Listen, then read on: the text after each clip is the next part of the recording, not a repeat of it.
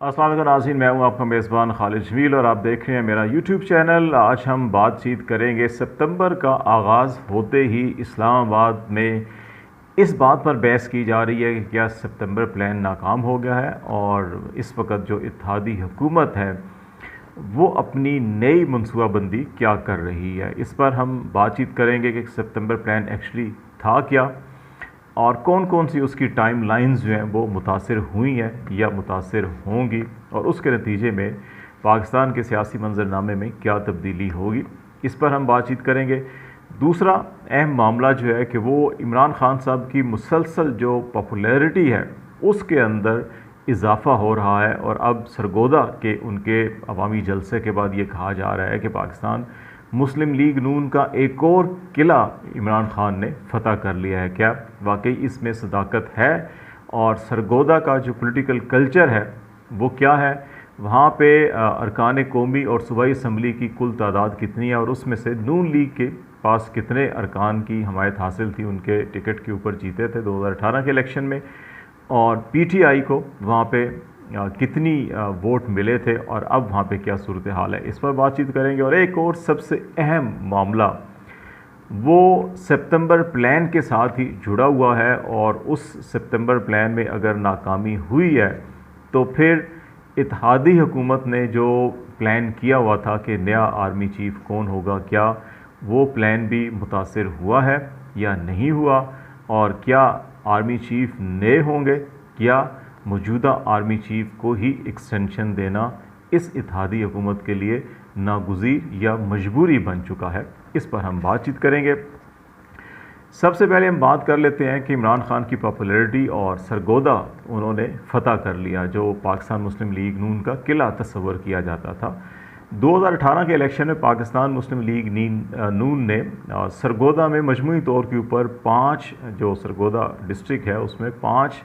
National assembly के members और 10 सूबाई असम्बली के मेंबर्स मुंतखब हुए थे। 15 नशिस्तें टोटल इसमें।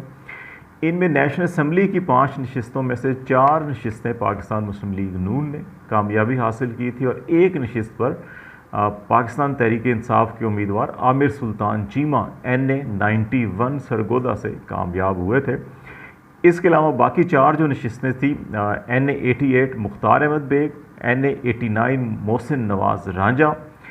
NA 90 चौधरी हामिद हमीद और NA 92 सैयद जावेद हुसैन, ये पाकिस्तान मुस्लिम लीग के टिकट से कामयाब हुए थे। रुकने सूबाई असम्बली की नशिस्तें जो हैं वो 10 हैं सरगोदा डिस्ट्रिक्ट के अंदर और इनमें से 5 पाकिस्तान मुस्लिम लीग नून ने कामयाबी हासिल की थी, 5 पीटीआई ने कामयाबी हासिल की थी और इन 5 में वो पीटीआई की वो नशिस्तें शामिल हैं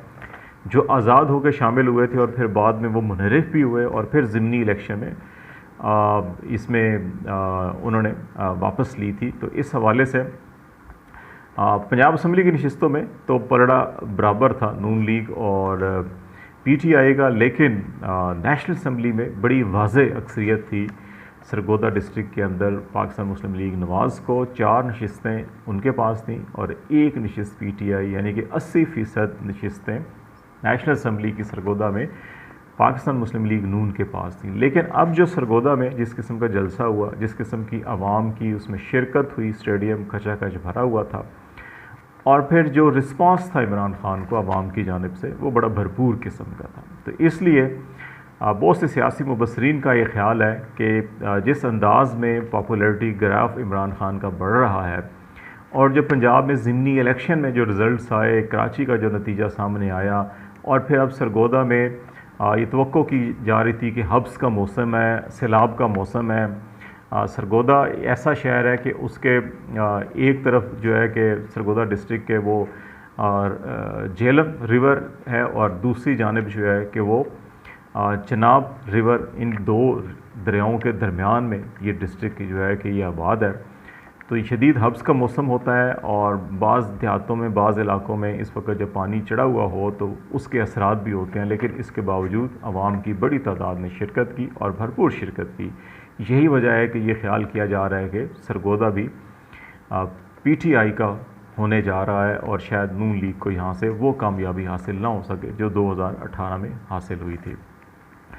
इसी पॉपुलैरिटी के तनाजुर में ही ये कहा जा रहा है कि एक तो अवामी सतह के ऊपर जो सितंबर प्लान के असरात की तवक्को की जा रही थी इत्तेहादी हुकूमत की जानिब से, वो उनको अब वो समरात नहीं मिल रहे।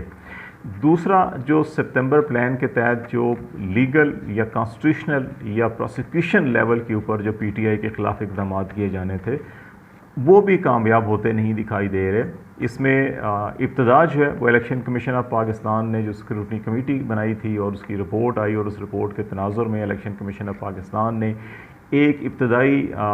नतीजा निकाला, और उस नतीजे की बुनियाद के ऊपर पीटीआई को शो काज नोटिस दिया, जो इस वक्त उसको भी चैलेंज किया हुआ है। उसी शो काज नोटिस और उस फाइंडिंग के नतीजे में एफआईए ने जो है कि वो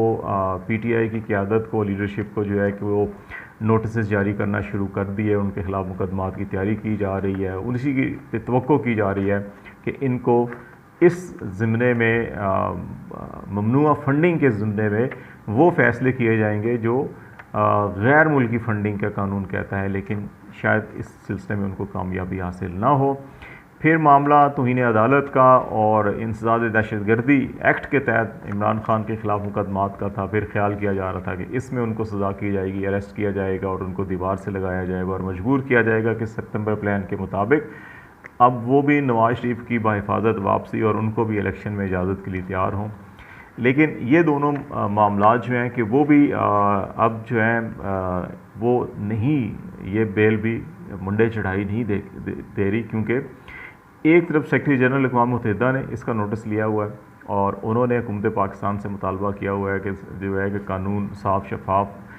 कानूनी कार्रवाई होनी चाहिए, और दूसरा उन्होंने तशवीश का इज़हार किया कि दहशतगर्दी के मुकदमात और बुनियादी इंसानी हकूक़ और जो बुनियादी शख्सी आज़ादी हैं उनके ऊपर कतगनें लगाई जा रही हैं। तो इसलिए एक तकरीर को दहशतगर्दी करार देना जो है अक़वाम मुत्तहिदा ने इस पर तशवीश का इज़हार किया। इसलिए पाकिस्तान के ना सिर्फ अभी कानून नाफिज करने वाले इदारों बल्कि अदलिया के लिए भी ये बड़ी मुश्किल होगी कि वो इस पे कोई ऐसा फ़ैसला दें जो अक़वाम मुत्तहिदा की करारदादों, जनीवा कन्वेंशन और बुनियादी मुसलमा इंसानी हकूक़ के उसूलों और आईन पाकिस्तान के मुनाफी हो। तो इसलिए ये मामला भी हुकूमत के हाथ से निकलता दिखाई दे रहा है। अब मामला जो है कि सारी आखिरी उम्मीद जो है कि वो इलेक्शन कमीशन के ऊपर, लेकिन इलेक्शन कमीशन क्या पीपीओ 2002 या पीपीए 2017 के कानून से जो पार्लियामेंट ने पास किया उससे हटकर कोई फ़ैसला दे सकता है या नहीं दे सकता। इसलिए ये कहा जा रहा है कि अब जो है कि इमरान खान साहब एक एक रुकावट करके उसको अबूर करते जा रहे हैं। यही वजह है कि सरगोदा के जलसे में उन्होंने बड़ा बबांगे दोहंग ये ऐलान किया कि उनको दीवार से लगाने की कोशिश ना की जाए। अब अगर उनको ऐसा किया गया तो फिर वो 4 अफराद के नाम सामने ले आएंगे जो बुनियादी तौर के ऊपर इस सारी साजिश के किरदार हैं। अभी हम भी वो 4 नाम जो है क्या सराई कर सकते हैं वो कौन है या क्या है, लेकिन यकीनी तौर के ऊपर अब इमरान खान इस पोजीशन में है कि वो किसी भी फ़र्द या इदारे को ललकार सकते हैं, लेकिन अभी भी वो तहम्मुल और एक बुर्दबारी की उस पॉलिसी पर गामज़न है जो तसादुम की राह पर इख्तियार नहीं कर रही, जो बल्कि एक जमहूरी प्रोसेस को जो है कि तक़वियत दे रही है। और बार बार वो ये कह रहे हैं कि साफ़ और शफाफ इलेक्शन करवाए जाएँ रेदर दैन कि ऐसी कोई कोशिश की जाए जिससे तसादुम की फ़ज़ा पैदा हो। इसलिए वो इस्लामाबाद का घेराव भी नहीं कर रहे। इन तमाम हालात के तनाजुर में कि जहाँ अब मियाँ साहब की बाहिफाजत वापसी या उनको इलेक्शन में इजाज़त के हवाले से भी कम इम्कानात नज़र आ रहे हैं, तो अब इत्तेहादी हुकूमत ये सोच रही है कि नया आर्मी चीफ़ किसको लगाया जाए, क्योंकि पाकिस्तान पीपल्स पार्टी और PMLN की तो ख्वाहिश है ये शहबाज शरीफ साहब की, जरदारी साहब की, कि बाजवा साहब को ही कंटिन्यू करें, और पार्लियामेंट में जो एक्ट मंजूर हुआ था उसके तहत बाजवा साहब को 1 या 2 साल की मज़ीद एक्सटेंशन दी जा सकती है। एक पूरी टर्म तो नहीं, क्योंकि अभी वो 63 ईयर्स के हो जाएंगे और 65 साल की उम्र तक वो जॉब कर सकते हैं कानून के मुताबिक, तो ये एक्सटेंशन उनको 1 या 2 साल की दी जा सकती है। लेकिन क्योंकि पाकिस्तान आर्मी पहले ही ये ऐलान कर चुकी है, जनरल बाजवा साहब की जानिब से इफ्तिखार बाबर साहब ने ऐलान किया था DGI SPR ने कि वो ना एक्सटेंशन लेंगे ना वो एक्सटेंशन लेना चाहते हैं, बल्कि वो नवंबर में सुबकदोश होकर नई क़यादत के लिए रास्ता छोड़ के चले जाएंगे। लेकिन इसके बावजूद इस वक्त इत्तेहादी हुकूमत की जो सरकर्दा रहनुमा हैं उनका ये ख्याल है कि इस वक्त अगर कोई नई क़यादत आएगी तो डेफ़िनेटली वो अपने इंस्टीट्यूशन की जो क्रेडिबिलिटी और साख है, जो अवामी उसका इमेज है, उसको बेहतर बनाने के लिए वो बहुत सारे साफ शफाफ फ़ैसले करेंगे और आवाम के अंदर ताकि इस इदारे की जो तकद्दुस है वो बहाल हो,